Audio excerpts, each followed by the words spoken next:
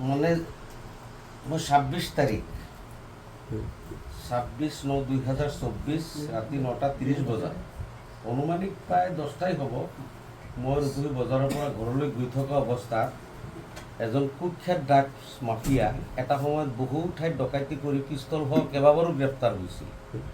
সেই মানুহজনে মোক আগুচি ধৰি আৰু দুজন মানুহ লগত আছিলে মোক হত্যাৰ ভাবুকি দিয়ে।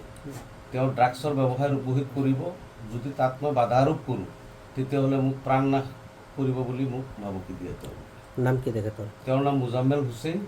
তেওঁ বহুবাৰ এতিয়ালৈকে ২০বাৰ মান এৰেষ্ট হৈছে, মানে পিষ্টল সহ এৰেষ্ট হৈছে, ড্ৰাগছ সহ এৰেষ্ট হৈছে। আনন্দ মিশ্ৰই ১.৫ কোটি টকাৰ ড্ৰাগছ সহ তাক এৰেষ্ট কৰিছিল।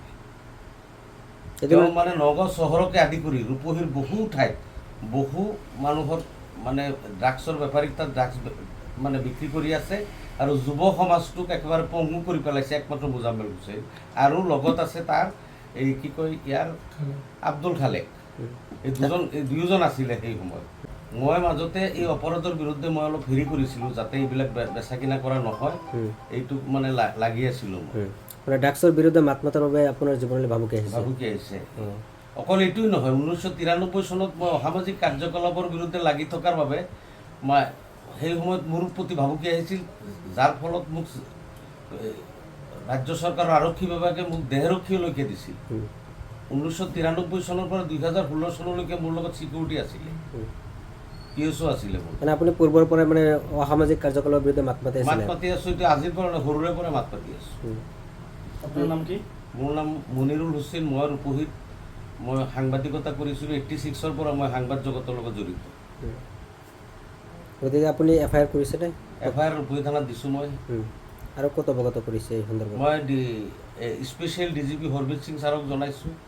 তাৰপিছত মই জনাইছোঁ IGP ল and order, IGP CR central range আমাৰ ডিফু, নগৰ আৰক্ষী অধীক্ষক, তাৰপিছত additional SP crime, additional SP headquarter চবকে মই অৱগত কৰিছোঁ মোৰ বিষয়টো। ৰূপহী থানাত এজাহাৰ কপি মই চবকে প্ৰডিউচ কৰিছোঁ। গতিকে প্ৰশাসনক কি আহ্বান জনাব এই ক্ষেত্ৰত? প্ৰশাসনে এইবিলাকক মানে ভাল একশ্যন ল'ব লাগে যাতে এইবিলাক আৰু আমাৰ অঞ্চলত বেচিব নোৱাৰে। মানে গোটেই নগৰ চহৰটো এতিয়াও ধ্বংস কৰি পেলাইছে।